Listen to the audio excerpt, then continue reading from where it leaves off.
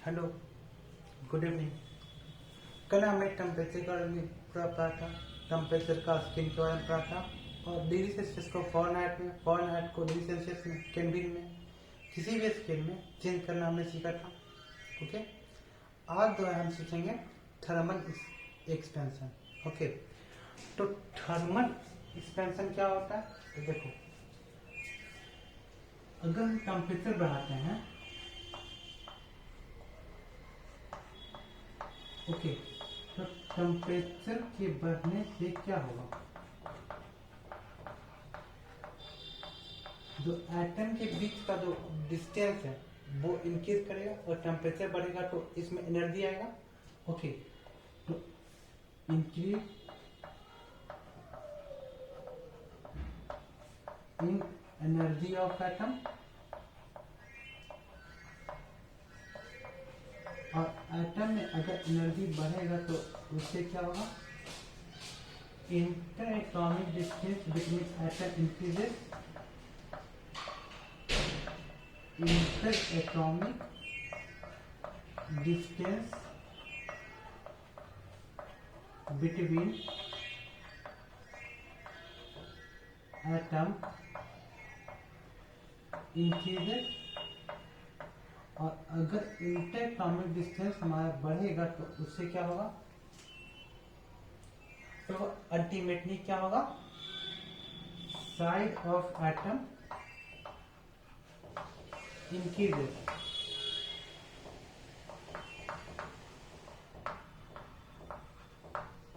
Okay, तो temperature के कारण जो एक्सपेंशन हो रहा है उसका मेन रीजन क्या है? उसका मैकेनिज्म ऑफ एक्शन क्या है? तो मैकेनिज्म ऑफ एक्शन मतलब इसका जो कारण है, कॉज ऑफ थर्मल एक्सपेंशन क्या हो गया? यहाँ पे लिखो कॉज। ओके, तो कॉज ऑफ थर्मल एक्सपेंशन क्या होगा? टेम्परेचर के बढ़ने से क्या होगा? एनर्जी ऑफ एटम बढ़ेगा, और अगर एनर्जी ऑफ एटम बढ़ेगा तो interatomic distance between atom वो बढ़ेगा, और इंटर एटॉमिक डिस्टेंस के बढ़ने के कारण क्या होगा? जब डिस्टेंस बढ़ गया तब अल्टीमेटली एटम तो बढ़ेगा ही। अब देखो, सॉलिड, लिक्विड और गैस, हमारे पास तीन चीजें होती है। तो सॉलिड, लिक्विड, गैस में होता है, सबसे ज्यादा दूरी गैस के एटम के पास होगा, फिर लिक्विड के एटम के पास होगा, उससे कम लिक्विड के एटम के पास होगा, फिर से कम सॉलिड के एटम के पास होगा। ओके, क्योंकि सॉलिड होता है वो कम्पैक्ट होता है, लिक्विड उससे कम कम्पैक्ट होता है, गैस उससे बहुत ज्यादा कम, बहुत ही एक्सपैंड होता है, मतलब वो कॉम्पैक्ट होता है नहीं है gas. Okay, but inter atomic distance between solid बहुत कम होता है, फिर लिक्विड का उससे ज्यादा होता है और गैस का सबसे ज्यादा होता है। ओके, तो हम इसमें बात करेंगे तो एक्सपेंशन की बात कर रहे हैं। सबसे ज्यादा एक्सपेंड कौन करेगा? गैस करेगा, फिर लिक्विड, फिर सॉलिड। ओके, तो हम नेक्स्ट क्या लिख सकते हैं? Interatomic distance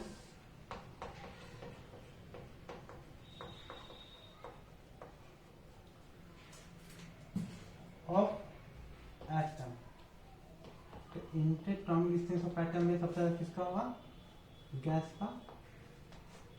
okay, gas के बाद किसका होगा? लिक्विड का, और लिक्विड के बाद किसका सबसे कम होगा? सॉलिड का। ओके, तो अगर हमसे बात किया जाएगा थर्मल एक्सपेंशन की बात है। ओके, तो थर्मल एक्सपेंशन सबसे ज्यादा कौन शो करेगा? Thermal expansion is shown by mainly thermal expansion सबसे ज्यादा किसके द्वारा होगा? सबसे ज्यादा होगा गैस के द्वारा, फिर किसके द्वारा होगा? लिक्विड के द्वारा,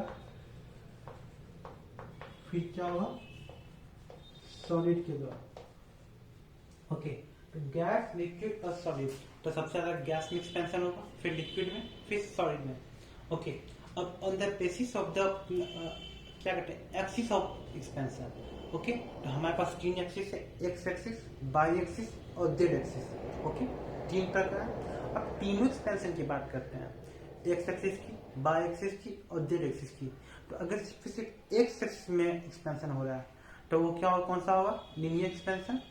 अगर एक्स और वाई दोनों में एक्सपेंशन हो रहा है तो उसको क्या बोलेंगे? Areal expansion.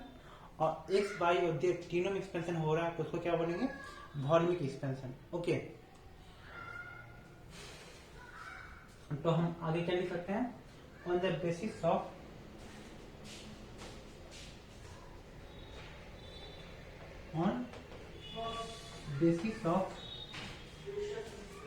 axis of expansion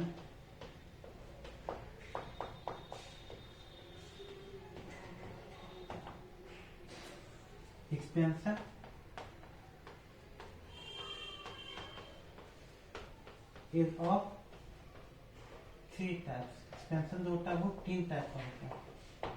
okay, तो जो सबसे पहला एक्सपेंशन है उसका नाम क्या है आपका, लीनियर एक्सपेंशन।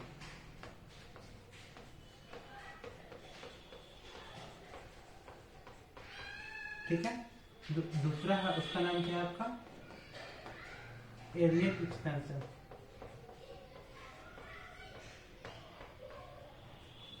ओके, और जो तीसरा है उसका नाम क्या है आपके पास, वॉल्यूमिक एक्सपेंशन।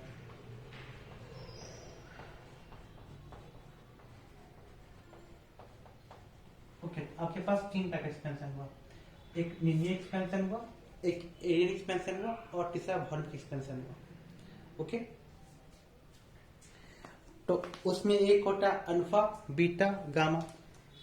ओके, अल्फा जो होता है वो लीनियर एक्सपेंशन का कोएफिशिएंट है, बीटा होगा एरिया का एक्सपेंशन का कोएफिशिएंट होगा और वॉल्यूम होगा वॉल्यूमिक एक्सपेंशन का कोएफिशिएंट होगा। ओके, तो इसके बारे में बात करते हैं।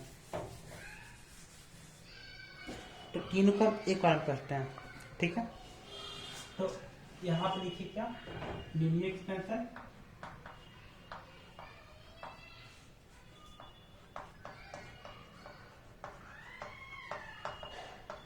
ओके, इधर भी मिटा देते हैं, तीनों को एक बार में ही हो जाएगा हमारा।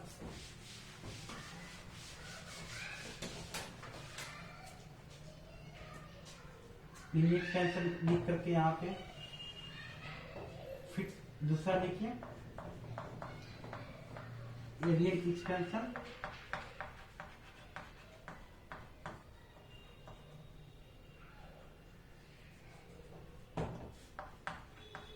ओके, और जो तीसरा होगा उसका नाम क्या था, वॉल्यूमिक एक्सपेंशन।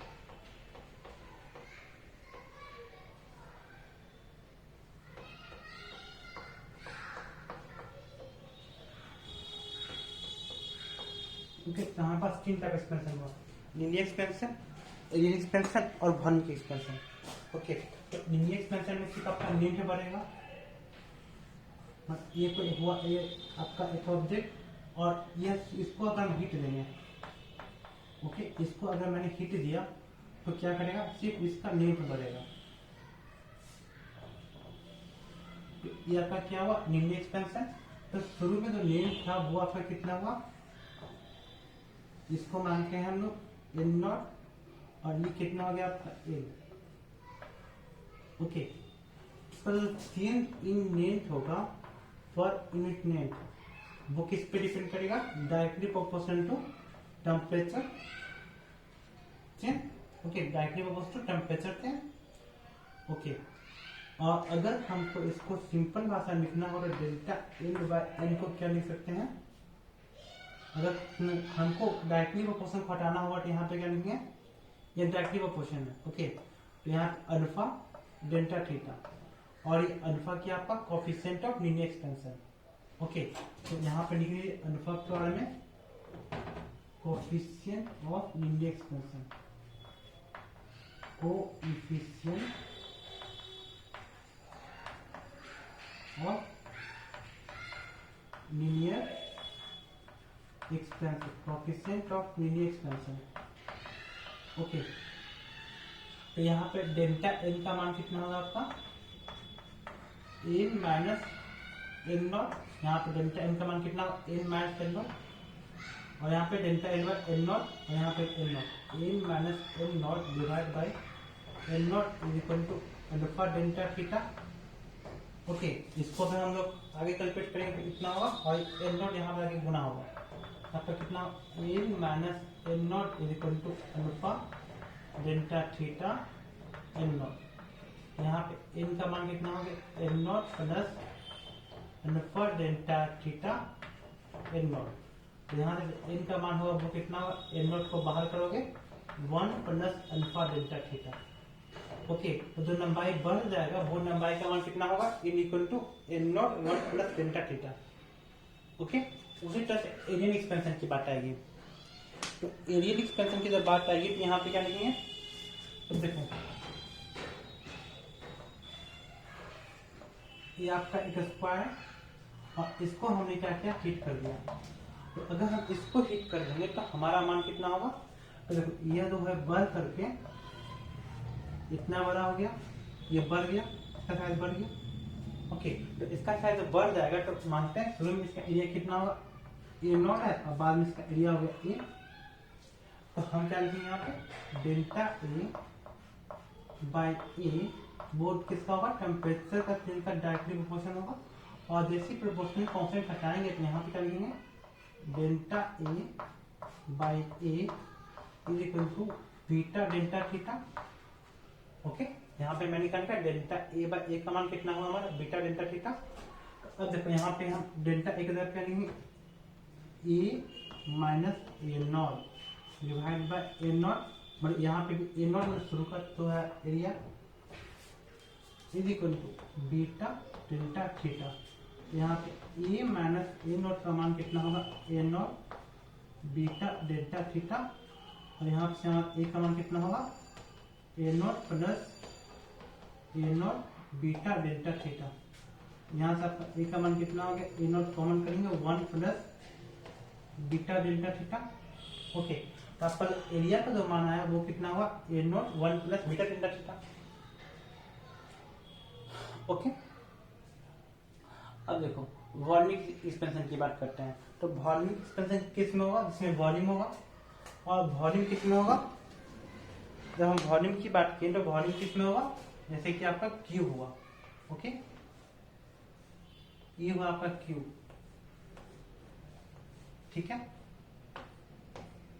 और इसको मैंने क्या किया, हिट कर दिया। ओके, जब मैंने इसको हिट किया तो ये क्या हो गया, इतना बड़ा हो गया।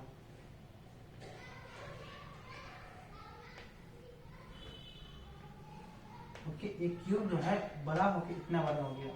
तो मानते हैं शुरू का वॉल्यूम वी नॉट है, आवाज का वॉल्यूम कितना हो गया, वी हो गया।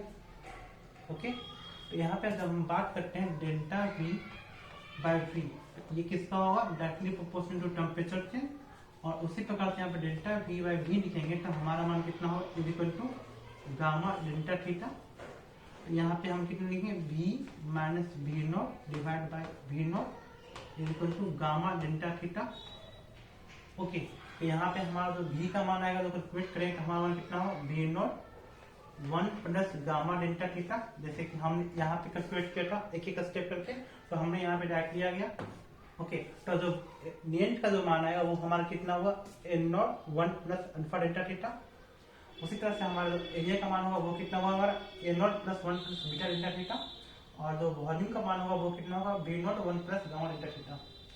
ओके, तो इस तरह से हमारा जो है लीनियर एक्सपेंशन, एरियल एक्सपेंशन और वॉल्यूम एक्सपेंशन आ गया।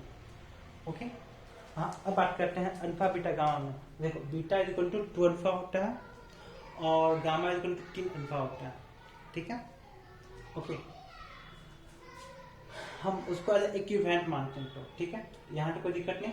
तो फिर आगे बढ़ते हैं, इसको छाप लीजिए, ये हो गया। जब ये हो जाएगा तो हम फिर आगे बढ़ेंगे।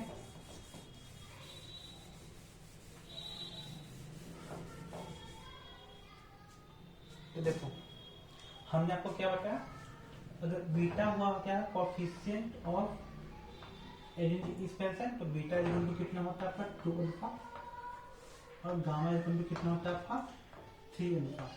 तो okay,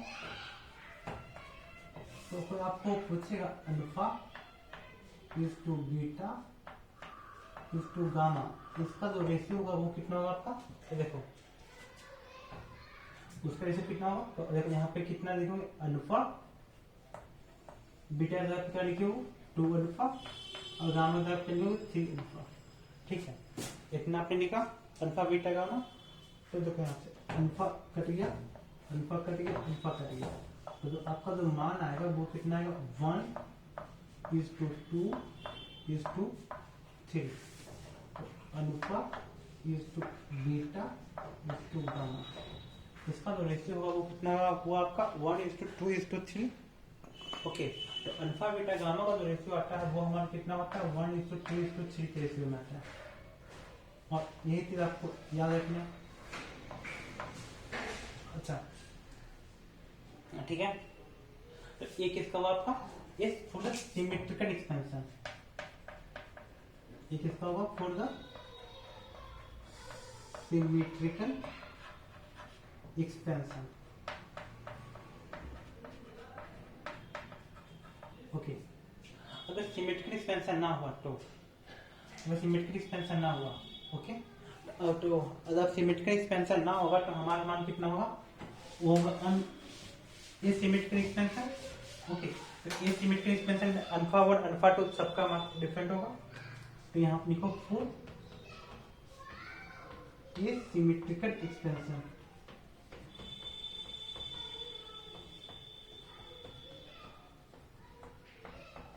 okay, for asymmetrical expansion, तो फॉर एसिमेट्रिकल एक्सपेंशन में कितना होगा, बीटा का मान कितना होगा, अल्फा 1 प्लस अल्फा 2, और जो गामा का मान होगा वो कितना होगा आपका, alpha 1 plus alpha 2 plus alpha 3।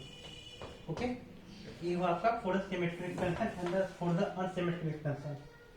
Okay, यहाँ तक आप लिखिए, फिर हम आगे बढ़ते हैं। यहाँ तक कोई दिक्कत?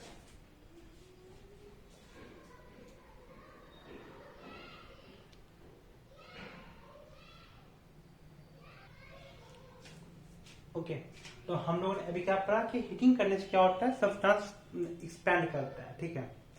लेकिन आप एक तो मैंने एक कहानी पढ़ा था सिक्स चिल्ली का, उसने क्या, उसका क्लास में पढ़ाया गया ना कि किसी भी चीज को हीट करोगे ना तो वो बड़ा हो जाएगा।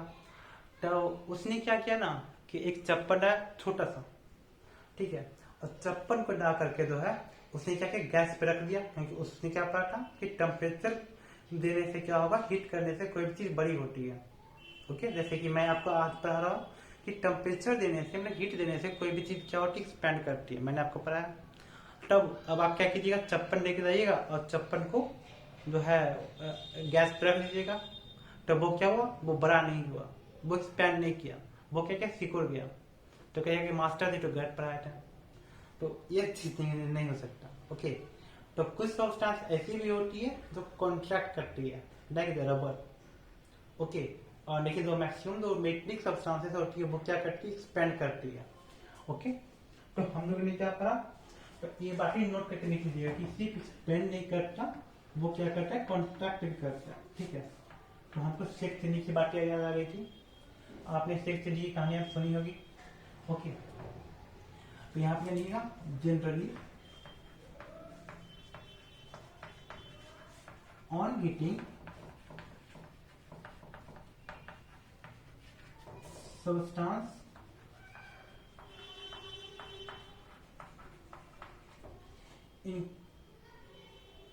increases in size।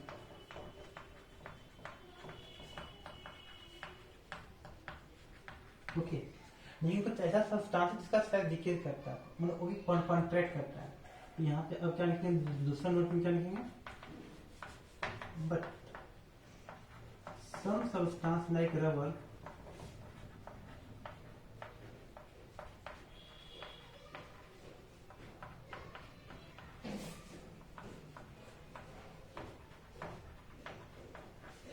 contract on heating। Okay, heating करने पर जो होता है वो क्या करता है, वो कॉन्ट्रैक्ट करता है। लेकिन जो जनरली जो होता है वो सब्सटेंस क्या करता है, वो साइज को इंक्रीज करता है। तो इंक्रीज करता है तो इसको हम दूसरे फॉर्म में क्या लिख दे सकते हैं कि वो क्या करता है, कर सकता है, एक्सपैंड करता है। ओके, इसको क्या लिख सकते हैं, एक्सपैंड करता है। ओके, तो यहाँ पे ये बात नोट करके जरूर लिखिएगा कि सब्सटेंस होता है जनरली एक्सपैंड करता है, लेकिन कुछ सब्सटेंस या रबर होता है वो क्या करता है, वो कॉन्ट्रैक्ट करता है, ठीक है।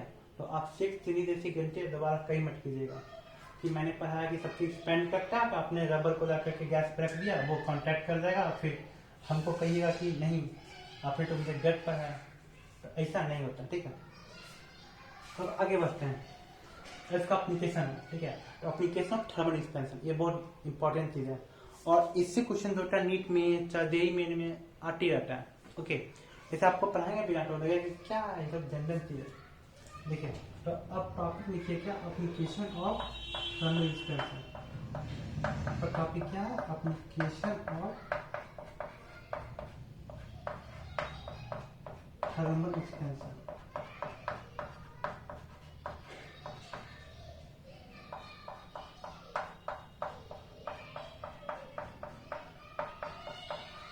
तो हमने आपको टॉपिक क्या दिया, एप्लीकेशन ऑफ थर्मल एक्सपेंशन। तो देखो हम लोग थर्मली एक्सपेंड कर रहे हैं सब्सटेंस को, ठीक है। तो देखो, तो सबसे पहला जो इसका एप्लीकेशन लिखो, उसमें लिखो बाइमेटेलिक स्ट्रिप। इसमें क्या लिखो, बाइमेटेलिक स्ट्रिप, ओके। तो देखो, जब हम पढ़ा करते थे अपने समय में, तो हम पढ़ नहीं करते थे, लेकिन भूल जाते थे। अब वो गति के द्वारा आपके साथ नहीं करने देंगे। अब बाइमेटेलिक स्ट्रिप का मतलब क्या होता है, एक ऐसा स्ट्रिप जिसमें दो टाइप का मेटल, ओके। तो एक मेटल यह लेते हैं और दूसरा मेटल हम यहाँ पर लेते हैं, ओके। तो आपके पास क्या हो, दो टाइप का मेटल है, एक हुआ ए और दूसरा हुआ ए, ओके। तो मानते हैं यह मेटल 1 है,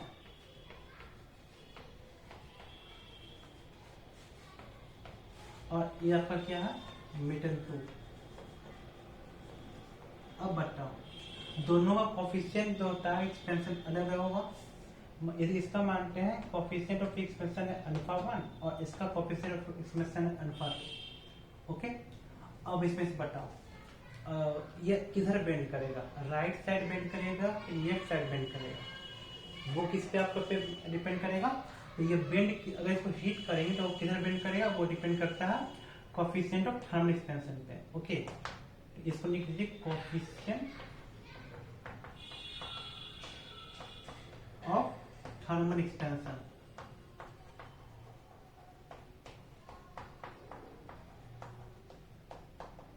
ओके।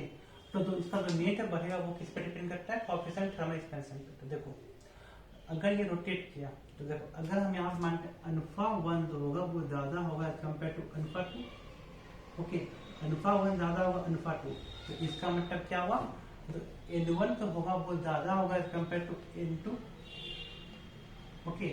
N1 का मान जो होता है वो ज्यादा होगा N2 के कंपेयर में। ये बात को समझते हैं, अल्फा 1 ज्यादा होगा तो N1 मान ज्यादा होगा। और देखो तो ये जो बेंड करेगा वो किधर करेगा, इधर। देखो ये इधर बेंड किया, तो व्हाइट वाला जो पोर्शन है वो अंदर है, और जो ब्लू वाला जो पोर्शन है वो कहाँ है, आपका बाहर है।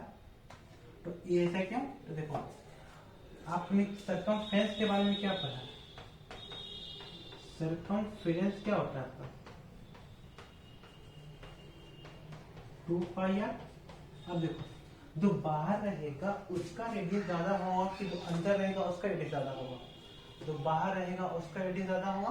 और यहाँ पे हमने आपको क्या बताया, alpha 1 is greater than the alpha 2। तो अल्फा 1 जब ग्रेटर होगा अल्फा 2 से, तो सर्कमफ्रेंस ऑफ जो क्या है, जो हमारा ब्लू कलर का जो स्ट्रिप है उसका ज्यादा होगा। ब्लू कलर का स्ट्रिप का जो लेंथ होगा वो ज्यादा होगा कंपेयर टू व्हाइट कलर का जो स्ट्रिप है, ओके। क्योंकि इसका जो है थर्मल एक्सपेंशन ज्यादा है, लेंथ ज्यादा होगा। तो ये जो बेंड कर रहा है वो किधर बेंड कर रहा है, जिसका थर्मल एक्सपेंशन कम है, okay.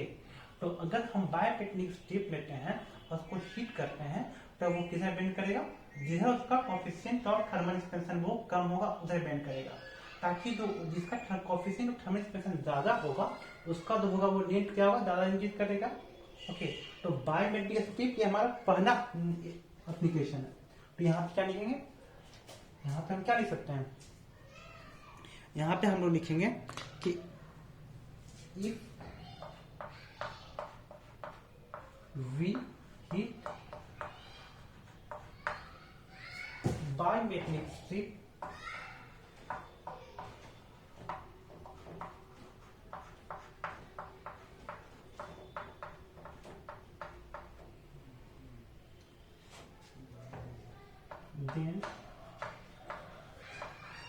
metal will bend towards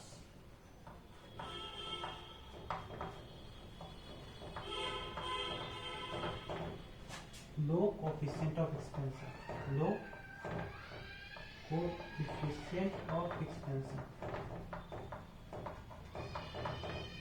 Low coefficient of expansion, जिसका कोएफिशिएंट ऑफ एक्सपेंशन कम होगा वो उधर की तरफ बेंड करेगा। ओके, तो अगर हम कोई भी पाइप मेटल स्ट्रिप को हीट करते हैं तो वो किधर बेंड करेगा, जिसका कोएफिशिएंट ऑफ एक्सपेंशन कम होगा। तो हमारा व्हाइटनर का कोएफिशिएंट ऑफ एक्सपेंशन कम था तो वो बेंड किया किधर, व्हाइट वाला स्ट्रिप की तरफ। तो it is our first example of the thermal expansion. अच्छा, ये हो गया, ये हो गया। तो अब इसका दूसरा एप्लीकेशन पे आते हैं, ठीक है। Now come to the second application.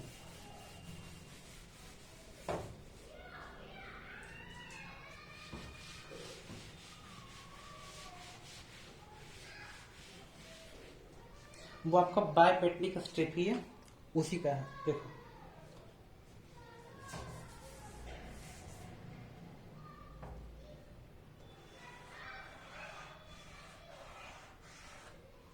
ये एक तरह का स्ट्रिप हुआ और यहाँ पे हम देखेंगे दूसरा स्ट्रिप हुआ, ठीक है।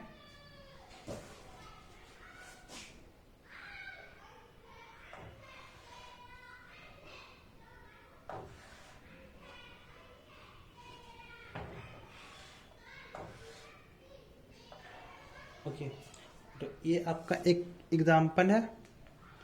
एक मिनट,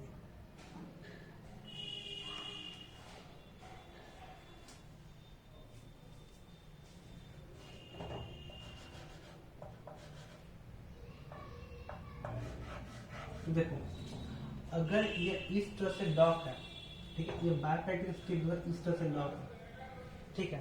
तो अगर हम इसको हीट करते हैं, इसको हम क्या करते हैं, हीट देते हैं। तो अगर हम इसको हीट देंगे तो वो क्या होगा, ये जो है एक्सपेंड करेगा, ये भी एक्सपेंड करेगा, सब एक्सपेंड करेगा। तो अगर सब एक्सपेंड करेगा तो अल्टीमेटली क्या होने वाला है, अगर सब एक्सपेंड करेगा तो ये जो खुल जाएगा। तो ये जो पोर्शन है आपका,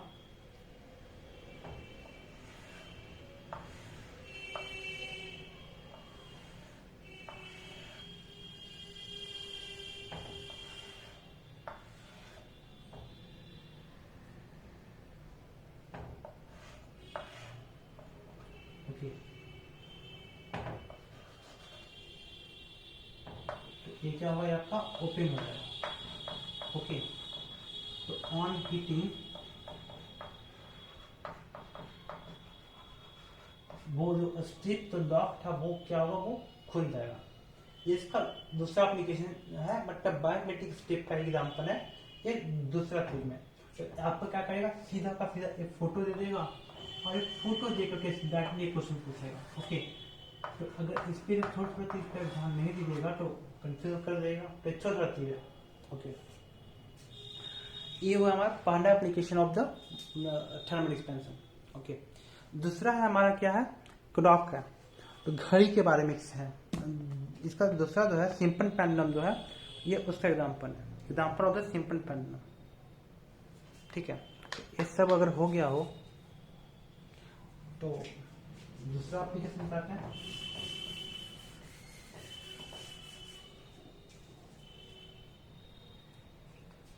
तो इसका जो दूसरा एप्लीकेशन है उसमें लिखिए time period of simple pendulum. Okay, time period of simple pendulum, time period of simple pendulum. Okay, तो देखो ये हमारा कोई भी एक तरह का सिंपल घड़ी है और यहाँ पे हमारा सिंपल पेंडुलम लिखा हुआ है, ठीक है। तो अगर हम टेम्परेचर बढ़ेगा तो इसका नेट बढ़ेगा, और अगर इसका नेट बढ़ेगा तो इसका जो है टाइम पीरियड वो भी बढ़ेगा। ओके, और अगर जो टाइम इसको ठंडा करेंगे तो इसका नेट घटेगा, इसका नेट घटेगा तो इसका टाइम पीरियड भी घटेगा। ओके, तो देखो ये इसमें दो चीजें, इन समर और इन विंटर। ओके, इसमें दो कहानी होती है, एक समर की कहानी होगी और एक विंटर की कहानी होगी। तो समर में क्या होगा, टेम्परेचर ज्यादा होगा। ओके, तो समर में क्या होगा, मोर टेम्परेचर, और अगर आपका टेम्परेचर ज्यादा हुआ तो क्या होगा, length of the simple pendulum it increase. Okay, यहाँ पे क्या लिखेगा, length of simple pendulum increase. और लेंथ ऑफ सिंपल पेंडुलम अगर इंक्रीज करेगा तो इसका जो टाइम पीरियड है वो क्या करेगा, बढ़ेगा। ओके, तो टाइम पीरियड विल इंक्रीज। तो इसका जो टाइम पीरियड होगा वो क्या करेगा, इंक्रीज करेगा। अगर टाइम पीरियड इंक्रीज करेगा तो दिन बड़ा होगा छोटा होगा। ओके, तो जब टाइम पीरियड बढ़ गया तो मतलब कि एक दिन और एक रात होने में जो समय लगा था वो आपका बढ़ जाएगा, तो आपका क्या होगा, डे बिकम्स लॉन्गर। ओके, जो डे नाइट में दो भी कहें, डे नाइट बिकम्स लॉन्गर, तो दिन आपका बड़ा होने लगेगा, रात ही बड़ा होने लगेगा। ठीक है, लेकिन हम विंटर की बात करते हैं, एक हुआ हमारा समर और एक हुआ हमारा विंटर। तो हमने समर की स्टोरी बता दी आपको कि समर में क्या होने वाला है कि टेम्परेचर बढ़ेगा तो नेट ऑफ सिंपल पेंडुलम बढ़ेगा, तो टाइम पीरियड बढ़ेगा, और टाइम पीरियड बढ़ेगा तो डे और नाइट दोनों बड़ा होगा। ओके, टाइम पीरियड का मतलब है कि कोई भी चीज को हम जहाँ शुरू करते हैं वहीं पे खत्म होना, जितना टाइम लगता है उसको टाइम पीरियड बोलते हैं। तो अगर टाइम पीरियड बढ़ा मतलब कि उस जहाँ से स्टार्ट किए थे वहां पे आने में टाइम बढ़ गया, और जब वहां से बढ़ने का टाइम बढ़ गया तो हमारा टाइम पीरियड जब बढ़ जाएगा तो हमारा जो है दिन और रात बराबर लेगा। जब दिन रात बराबर लेगा तो टाइम पीरियड बढ़ गया, तो घड़ी स्लो हुआ कि घड़ी फास्ट होगा, ये बहुत बड़ी बात है। ओके, तो इसमें से यही पूछता है। तो देखो जब दिन और रात जब बढ़ जाएगा, हम जब बात कर रहे हैं दिन, डे और नाइट आपका बढ़ गया, ठीक है, डे नाइट बढ़ गया तब क्या लगेगा कि दिन कट नहीं रहा है, और दिन जब आपका कट ही नहीं रहा है तो क्या होगा, घड़ी का सुइया मतलब स्लो है, घड़ी दोटा स्लो काम कर रहा है। तो यहाँ पे आप लिख सकते हैं क्या, अगर clock becomes slower, clock becomes slower. Okay, यहाँ पे जो घड़ी जो होगा वो क्या होगा, वो धीमा हो जाएगा। ओके, तो घड़ी का जो स्पीड है मतलब कि हम बात करते हैं कि आपको जैसे कि नहीं कटेगी, घड़ी में 10 मिनट फास्ट कर सेट किया, घड़ी में 10 मिनट जो टाइम कम सेट किया, तो जो एक्चुअल टाइम होगा उससे जो टाइम वो कम टाइम बताएगा। ओके, जो एक्चुअल टाइम होगा वो उससे कम टाइम बताएगा। लेकिन हम विंटर की बात करते हैं, in case of winter, winter में क्या होगा, लेस टेम्परेचर, और लेस टेम्परेचर होने की वजह से यहाँ पे क्या होने वाला है,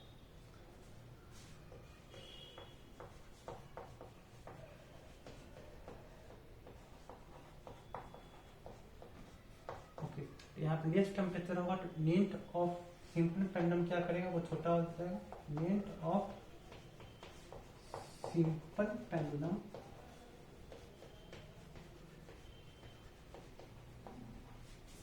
becomes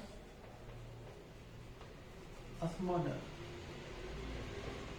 okay, length of simple pendulum बेटा वो क्या होगा, छोटा हो जाएगा। अच्छा, तो लेंथ ऑफ सिंपल पेंडुलम छोटा हो गया तो डे और नाइट क्या हो जाएगा, छोटा हो जाएगा। ओके, यहाँ पे हम क्या लिखेंगे, day and night become smaller, day night become smaller. Day night जब स्मॉलर होगा तो क्या होगा, आप रहेगा कि दिन रात कब बीत गया, दिन कब बीत गया वो आपको मालूम नहीं चलेगा। ओके, तो इसका मतलब क्या होगा कि जो घड़ी होगा वो क्या हो जाएगा, फास्ट हो जाएगा। ओके, यहाँ पे कहेंगे क्लॉक बिकम्स फास्टर।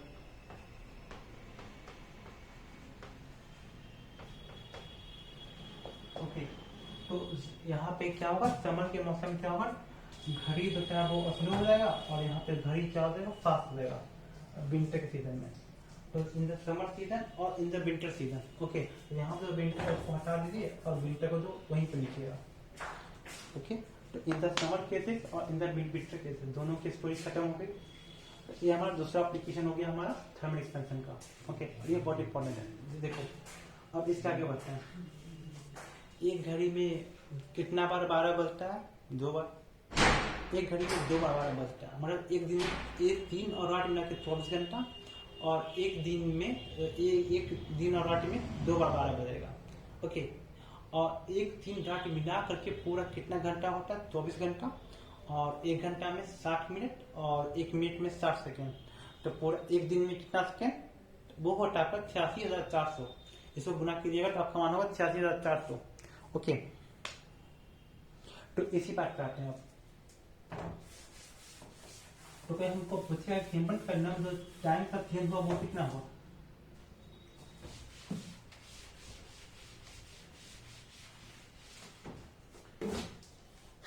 ओके, तो हमसे क्या पूछेगा? चेंज इन टाइम, उसका मान कितना होगा हमारा?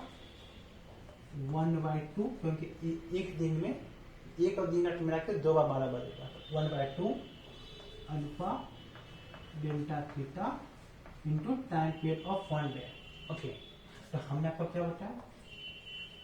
1 मिनट में 60 सेकेंड और 1 घंटा में 60 मिनट और एक डे में 24 घंटा।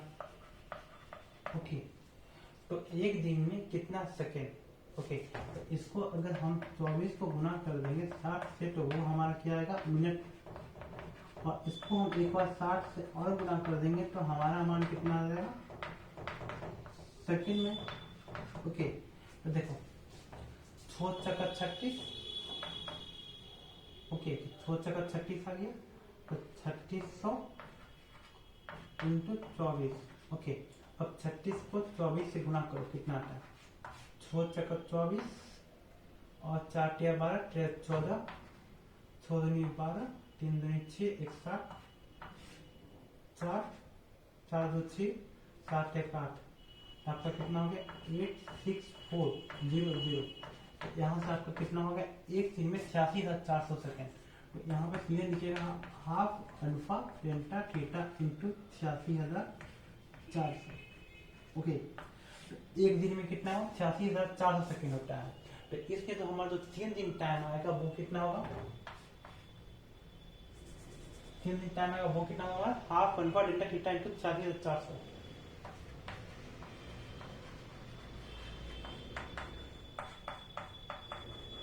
ओके, ये एक बहुत ही इंपॉर्टेंट कंसेप्ट बनता है from the this point of view. Okay, अब हम इसका तीसरा एप्लीकेशन पे आते हैं। ओके, वो भी बहुत इंपॉर्टेंट है, तो हमारा इसका तीसरा एप्लीकेशन है। ठीक है, तो देखो अगर यहाँ पे हमारा 2 ब्लॉक है। ओके, और ये जो है हमारा क्या? एक तरह का रॉड है। ठीक है, अब हम क्या करते हैं? इसको हम हीट करते हैं। तो अगर हम इसको हीट करते हैं तो ये क्या करेगा? एक्सपेंड करेगा। ये एक्सपेंड करेगा तो ये क्या होगा? वो टाइट होगा कि लूज होगा? ओके, तो अगर हम इसको हीट करने से क्या होगा? ये टाइट हो जाएगा। ओके, और अगर हम लोग जो है इसको जो है क्या करेंगे? कूल करेंगे। तो कूल करेंगे तो ये क्या होगा? इसका जो लेंथ होगा रॉड का वो छोटा होगा, तो ये क्या हो जाएगा? लूज हो जाएगा। ओके, तो ये इसका तीसरा यूज है कि on heating the rod it becomes the tighter and on the cooling the rod it becomes a looser. Okay, ये चीज लिख दिए। on heating the rod it becomes tighter. Okay, और on cooling it becomes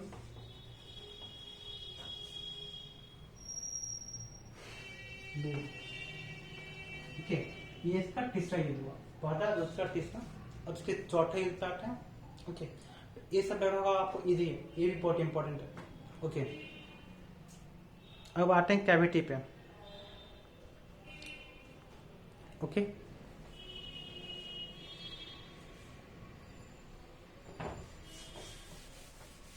fourth, okay,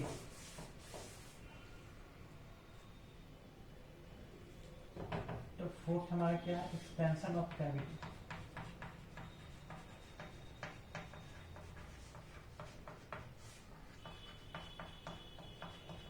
okay, तो देखो ये हमारा को एक तरह का बॉक्स और इसमें कैविटी। अगर हम इसको करेंगे तो क्या होगा, तो अगर इसको हिट करेंगे तो आपका जो सब कुछ आपका बढ़ेगा, ठीक है। तो आपका ये जो बॉक्स का साइज है वो भी बढ़ेगा,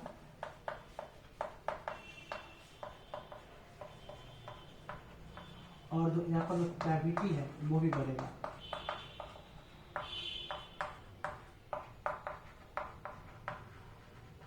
ओके, जैसे कि ये रिंग हुआ, और रिंग में छोटा सा जो है ये क्या हुआ, ये आपका जो छोटा सा स्पेस है।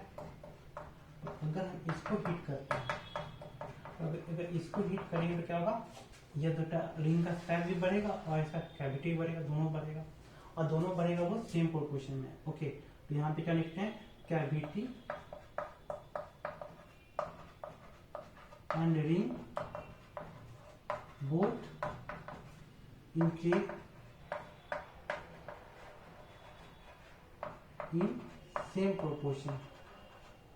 दोनों जो बढ़ेगा वो क्या होगा, सेम प्रोपोर्शन में बढ़ेगा। ओके, ये आपका बात होता है।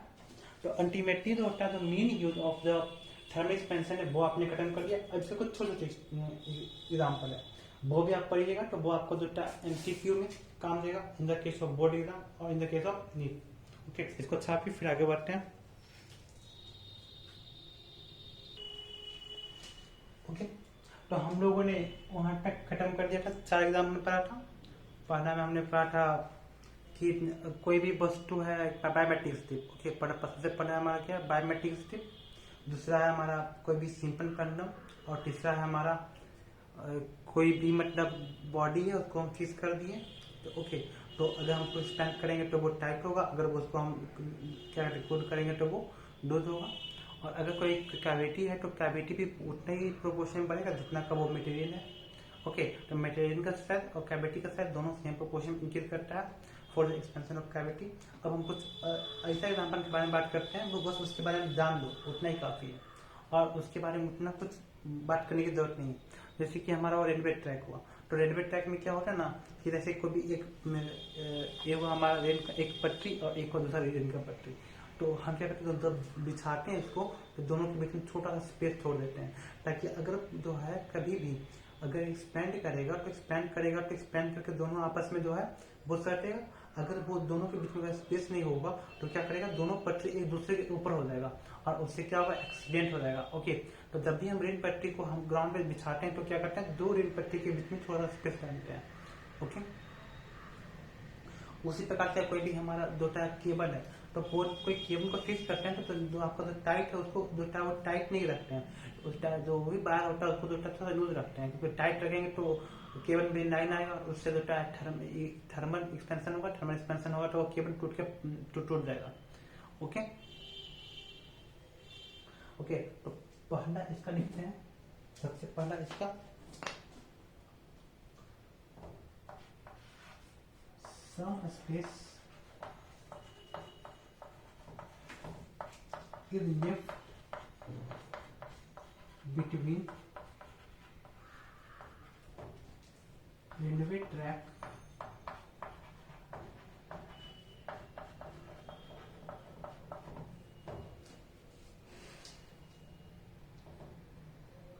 इसका पहला एप्लीकेशन, बस इतना ही, कारण आपको पता ही है।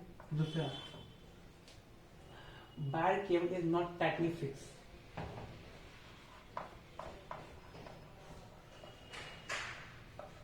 बार cable is not tightly fix. Okay, तो बार केबल जो होता है वो आपका टाइटली फिक्स नहीं होता। ये इसका हुआ दूसरा एग्जाम्पल। ओके, और तीसरा एग्जाम्पल में देखते हैं। कि कोई भी टेस्ट ट्यूब का जो बीकर होता है वो किससे बना होता है, कुछ ऐसा मटेरियल का बना होता है कि अगर हम उसको हीट करेंगे तो वो टूटे नहीं, क्योंकि अगर ये टूट जाएगा तो हम एक्सपेरिमेंट नहीं कर पाएंगे। ओके, तो क्या लिखेंगे यहाँ पे तीसरा एग्जाम्पल क्या, test tube beaker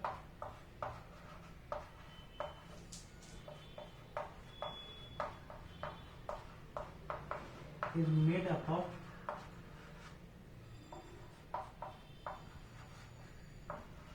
materials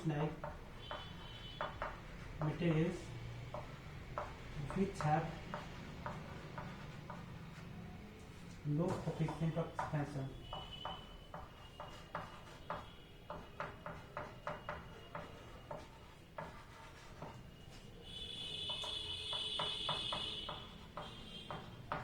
okay, ये हो गया हमारा तीन युग, पहला युग, दूसरा युग, तीसरा युग। और चौथा युग है वो क्या होता है कि जैसे कि कोई भी हमारा साइकिल का चक्का है, और साइकिल का चक्का को जो हम जब भी हम उसका जो स्कोप है उसको फिक्स इस तरह से करते हैं कि जो उसका जो डायमीटर ऑफ द स्कोप जो होता है उससे छोटा होता है, क्योंकि गर्मी के मौसम में अगर वो जो एक्सपेंड करेगा तो वो टूट कर क्या करेगा, रिंग को खराब कर देगा। तो इसलिए जो स्कोप जो होता है उसका जो टायर का जो रिंग होता है उसके डायमीटर से छोटा होता है। ओके, जो चौथा युग है वो इसका लिखेंगे the scope of wheel is smaller than diameter of ring.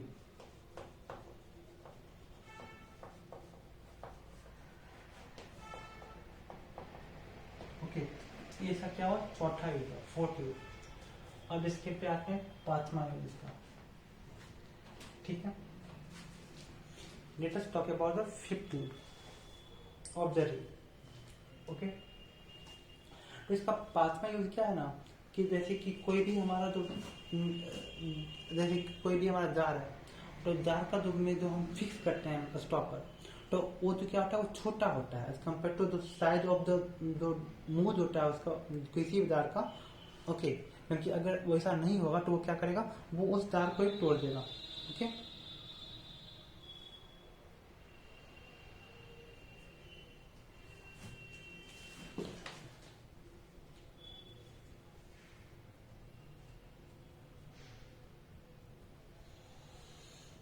ठीक है। और अगर वो ओके, और या फिर दूसरा भाषा में कहें कि अगर कोई हमारा एक दार है, ठीक है, ठीक है, और दार में जो फिक्स है, और तो अगर हमको इसको इस चीज से निकालना होगा इसका स्टॉपर को, तो क्या करेंगे, इसको हिट करेंगे तो वो क्या करेगा, एक्सपेंड करेगा, एक्सपेंड करके वो निकल जाएगा। ओके, तो ये तो अभी मैंने क्या कहा कि जो भी दार है अगर उसको हमको सुरक्षित रखना है तो क्या करेंगे, जो दार का जो स्टॉपर है वो उसका साइज छोटा होगा कंपेयर टू जो उसका जो होल है, लेकिन अगर हमको वो टाइटली फिक्स है, ठीक है, तो अगर हम उसको निकालना होगा क्या करेंगे, उसका जो स्टॉपर इसको तोड़ देंगे बाय द एक्सपेंशन और बाय थर्मल एक्सपेंशन। ओके, तो पार्टनर इसमें क्या लिखेंगे, the stopper of jam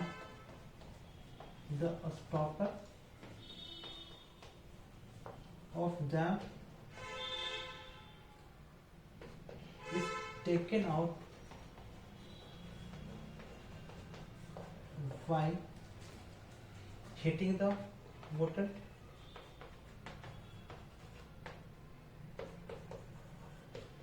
okay, ये सब हुआ हमारा थर्मल एक्सपेंशन की बात है। लेकिन एक चीज गौर कीजिएगा, अगर आपके घर में फ्रिज होगा आप उसमें क्या कीजिए, पानी डाल दीजिएगा, और पानी को जो पूरा भर करके अगर आप जो है बोतल को रखिएगा फ्रिज में, क्या करिएगा, सुबह का बोतल फट जाएगा। तो वो क्यों हुआ, तो हमने अभी आपको कहा हीट करने के वजह से हर चीज होता है वो इस पे एक्सपेंड करता है, लेकिन वाटर इसमें एक्सेप्शन है। वाटर क्या होता है ना कि जो हीट करने पे क्या होता है ना वो सिकुड़ जाता है, और जो ठंडा करने पे क्या होता है वो बढ़ जाता है। तो इसके बारे में हम लोग डिस्कस करेंगे, तो हम इसका वाटर का anomaly of the thermal expansion के बारे में बात करेंगे in the chapter of heat, उसमें बात करेंगे। फिर भी अभी जो था अभी के नोट करके लिख लीजिए,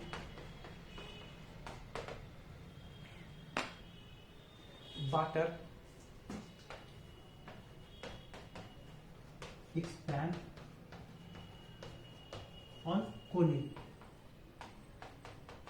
not on heating। contract on heating। Okay, तो आज के लिए हम इतने रखते हैं। और इसमें तो बस एक छोटा सा टॉपिक बच गया है जिसको बोलते हैं कि अगर कोई भी हमारा बर्तन है और बर्तन में जो है पानी को गर्म कर रहा है, तो पानी को गर्म कर रहे हैं तो उसमें एक रियल एक्सपेंशन है और एक होता है रिलेटिव एक्सपेंशन होगा। तो उसके बाद चर्चा हम कल करेंगे, क्योंकि एक क्लास को ज़्यादा लंबा नहीं करना चाहिए। 40 to 50 minute is enough time to study daily. Okay, क्योंकि कोई भी चीज़ पढ़ने के लिए ज़्यादा पढ़िएगा तो ऐसा नहीं कि एक दिन में ही बन जाएगा बहुत बड़ा आदमी। छोटा छोटा पढ़ना, 40 minute 50 minute, 40 minute 50 minute, it is enough time to read in topic easily. Okay, ये भी हमारा 10 से 15 क्लास में ये भी खत्म हो जाएगा आराम से ही। ओके, तो आज के लिए इतना ही देते हैं। Thank you.